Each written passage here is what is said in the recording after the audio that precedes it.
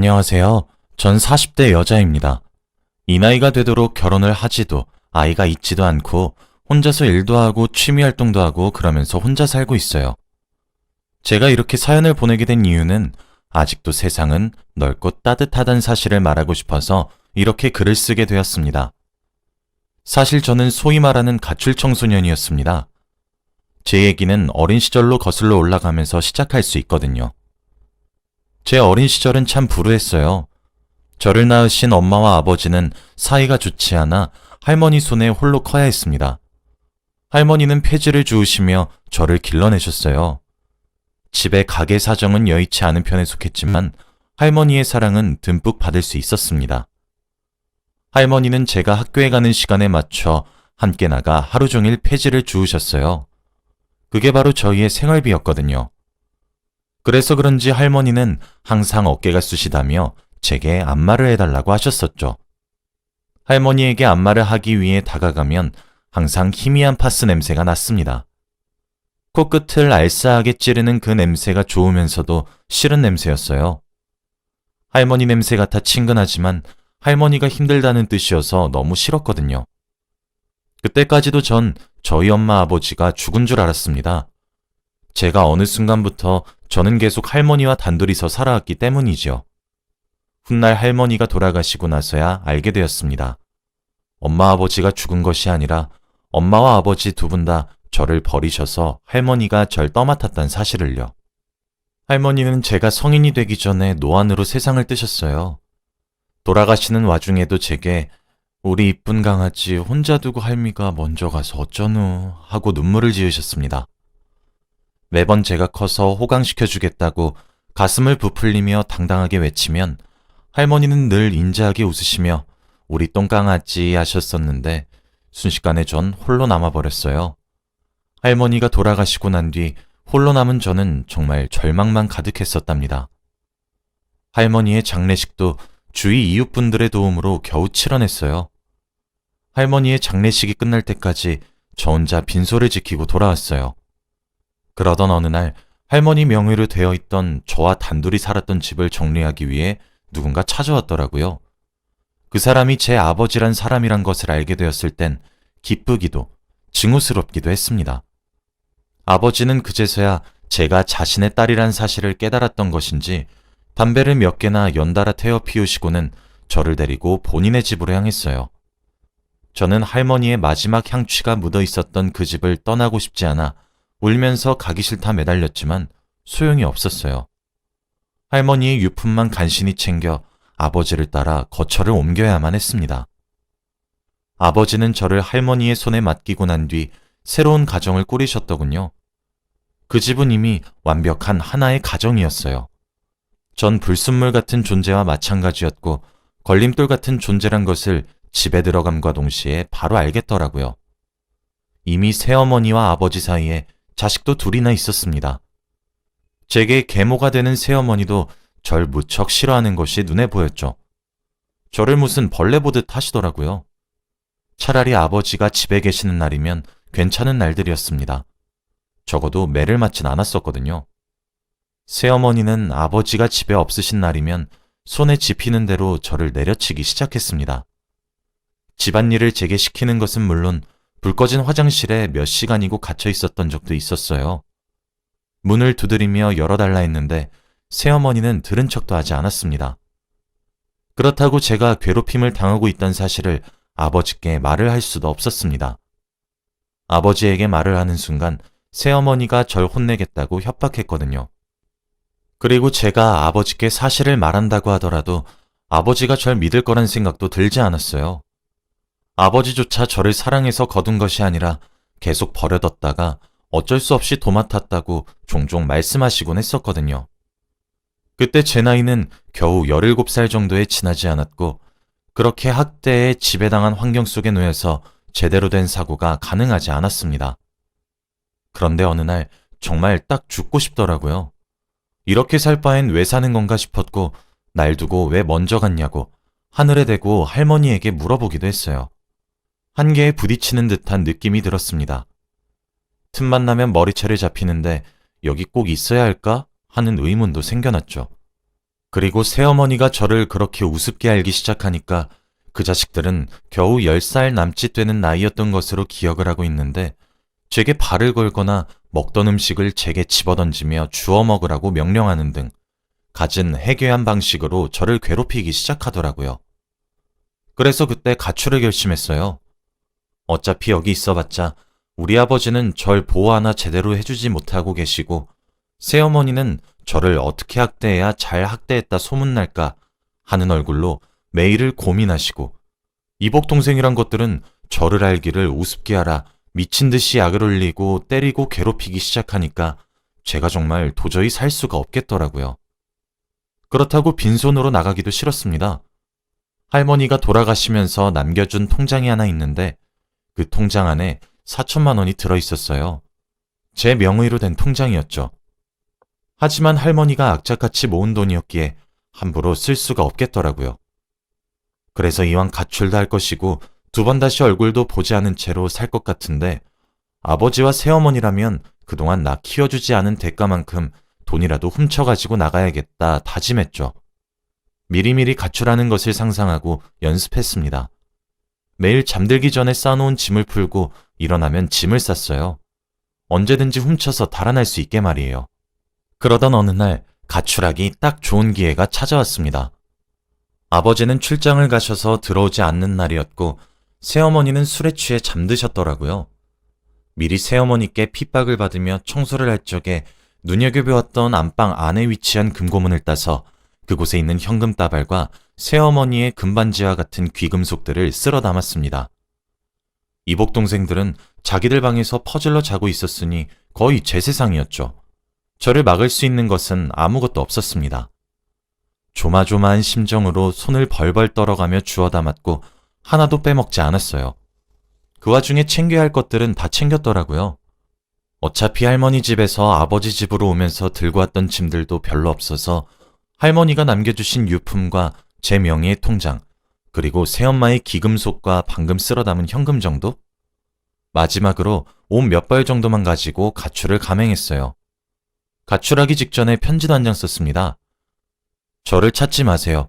더 이상 이런 곳에 살고 싶지 않으니 절 찾지 마세요. 라고 적고 식탁 위에 두고 나갔습니다. 무작정 길을 떠났어요. 기차표를 한 장 끊어 부산으로 내려갔죠. 바다가 너무 보고 싶었거든요. 그렇게 찜질방을 전전하면서 한 일주일을 살았습니다. 근데 제가 그렇게 어린 나이에 뭘 할 줄 알겠어요? 할 줄 아는 것도 없고 할 수 있는 것도 없으니 눈앞이 막막하더라고요. 집에서 들고 나온 새어머니의 귀금속들은 집을 떠나고 바로 현금으로 바꿨어요. 그렇게 현금과 바꾼 돈을 합쳐보니 400만 원 정도 되더라고요. 혼자 살기도 막막하고 무서웠던 저는 하숙집을 구했어요. 그때 은인을 만났죠. 하숙집을 들어가서 당당하게 성인이다 거짓말을 했어요. 아주머니는 그렇냐고 하시며 알겠다고 금액을 안내하고 말하더라고요. 혹시 물어볼 질문들을 대비해서 미리 답변을 준비하고 심호흡까지 하고 들어간 것 치고는 허술한 진행이었죠. 얼떨결에 따뜻한 물로 씻고 나와 밥을 먹었어요. 당시 제가 있었던 하숙집은 아주머니께서 직접 밥을 해다 먹이셨거든요. 얼마 만에 먹어보는 따뜻한 밥인지 눈물이 앞을 가리더라고요. 이건 나중에 알았는데 아주머니가 가출 청소년인 것을 알고 저를 받아줬던 이유가 제 몸 온 곳곳에 시퍼런 핏멍이 얼핏 보이기도 했고 제 눈동자의 절박함과 간절함이 너무 커서 차마 내치지 못하고 품어야겠다 생각했다고 하시더라고요. 어쩐지 그렇게 어설픈 변명을 듣고도 아무런 의심조차 하지 않으시길래 전 제가 연기를 잘했다고 생각했었지만요. 아무튼 할머니가 돌아가시고 난 뒤 처음으로 마음 편하게 잠을 잤던 것 같아요. 그 이후로 하숙집에서 앞으로 무엇을 할지에 대해 생각하면서 아주머니의 일을 도와드렸던 것 같아요. 그러다 보니 자연스럽게 전 아주머니에게 많은 부분을 열게 된 것 같습니다. 빗장처럼 닫혀만 있던 제 마음의 문은 아주머니의 사랑과 친절로 어느새 활짝 열려버렸거든요. 전 그때도 그랬고 지금도 그래요. 제가 부모가 없는 것과 다를 바 없다고 생각하고 있고 앞으로도 없다고 생각할 겁니다. 어차피 제 호적도 할머니 호적에 올라가 있었기 때문에 천의 고아와 다를 바 없었거든요. 아주머니는 제가 왜 집을 나오게 되었는지, 무슨 일을 겪었는지 하나씩 이야기를 시작하면 묵묵히 들어주며 제 손을 꼭 잡아주시거나 그날따라 더 맛있는 반찬을 하나 더해서 제 밥 위에 올려주신다거나 그러시며 제게 사랑을 표현해 주셨어요.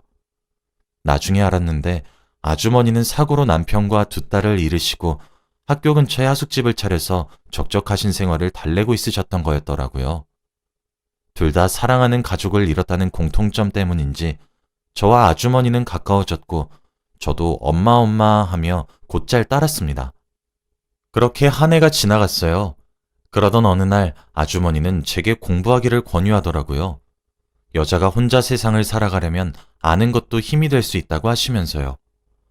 먼저 검정고시를 패스했고 그 이후로 아주머니의 권유로 심리학을 배우게 되었습니다. 심리학을 배우는 과정에서 스스로도 정말 많은 치유를 받았어요. 제가 생각보다 우울감이 높은 사람이란 것도 알게 되었고 상처가 많은 사람이란 것도 알게 되었죠. 공부를 하면서 스스로를 되찾는 느낌이라고 해야 하나? 언젠가부터 서서히 망가지고 있는 듯한 느낌은 들었었는데 무엇이 문제인지 모르고 있다가 공부를 시작하면서 제가 뭐가 문제인지 알게 되는 느낌이었습니다. 공부를 하면 할수록 매력적인 학문이더라고요. 전 자연스럽게 상담사라는 꿈도 가지게 되었죠. 저처럼 마음에 아픔이 있는 사람에게 더욱 편안함을 주고 가진 짐을 덜어주고 싶었거든요. 아주머니가 제 마음의 슬픔을 많이 덜어주셨던 것처럼 말이에요. 아주머니가 만들어주신 꿈이었습니다. 전 그렇게 대학교도 다니게 되었고 자격증도 따게 되었어요. 그러던 어느 날 하숙집으로 돌아왔는데 아주머니의 표정이 심상치 않으신 것 같더라고요. 엄마, 표정이 왜 그래요? 라는 제 말에 아무것도 아니야. 밥 안 먹었지? 된장찌개 했는데 먹을래? 라고 하시더라고요. 전 때가 되면 말씀해 주시겠지, 별일 아니겠지 하며 대수롭지 않게 넘어갔어요. 그러던 어느 날 다른 때와 달리 하숙집을 들어갔는데 아주머니의 인기척이 들리지 않더라고요. 엄마 하며 돌아다니는데 계단 근처에 쓰러져 계신 것을 발견하게 되었습니다. 저는 너무 시겁해서 119에 전화로 신고한 후 눈물바람으로 아주머니를 깨우려고 했죠. 다행히 병원에 실려간 결과로 아주머니는 빈혈로 정신을 가볍게 잃은 것이라고 했어요. 전 놀란 가슴을 진정시키며 아주머니께 투정을 부렸는데 아주머니의 표정은 심상치가 않더라고요. 링거 한 대를 맞고 아주머니와 함께 하숙집으로 돌아왔습니다. 아주머니는 저를 거실로 데려가 앉히며 서류를 내미시더라고요. 그건 양자 입적 서류였습니다.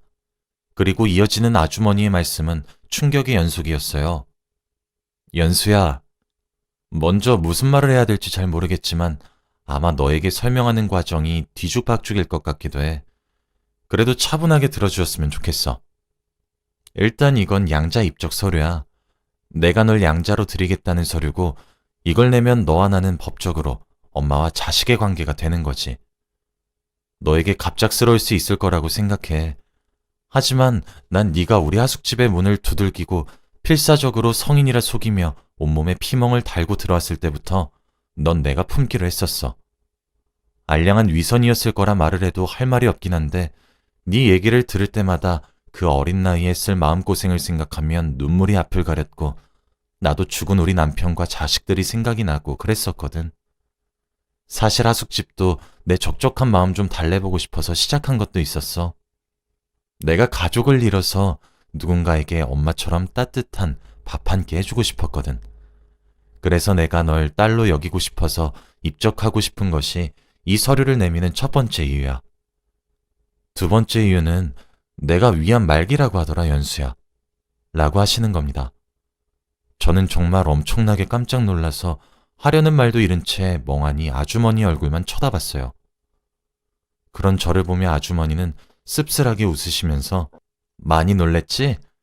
그게 속이 너무 쓰리고 자꾸 구역질이 나는 것만 같아서 검진을 한번 받은 건데 정밀검사해야 된다고 대학병원으로 가라고 하더라고. 그래서 갔더니 위안 말기고 너무 늦었다고 하는 게 아니니? 라고 하셨어요. 그럼 엄마, 며칠 전에 제가 표정이 왜 그렇냐고 물었을 때가 결과를 들었던 그때였던 거예요? 라고 물었더니 그래 맞아 하셨습니다. 이어서 그래도 내가 생명보험도 있고 암보험도 있고 그래서 내가 죽은 뒤에 보험금이 꽤 나올 건데 이 하숙집도 그 보험금도 네가 가졌으면 좋겠어. 나는 그동안 정말 너를 자식처럼 여겼고 너도 날 엄마처럼 따르는 것 같아. 죽은 내 자식들한테 많이 못해주고 그랬던 것들 너에게도 많이 해주고 그래서 한이 좀 풀려. 이건 쓰러질 듯 쓰러지지 않고 꿋꿋하게 혼자 네 인생을 살아가고 있는 것에 대한 내 선물이야. 받아주지 않을래? 하셨죠. 전 엉엉 울면서 아주머니 품에 안겼고 그런 저를 따뜻하게 마주 안아 주셨습니다. 그렇게 전 아주머니의 진짜 딸이 되었어요. 이미 엄마라고 부르기 시작한 것도 오래되어 새삼스럽긴 했지만요.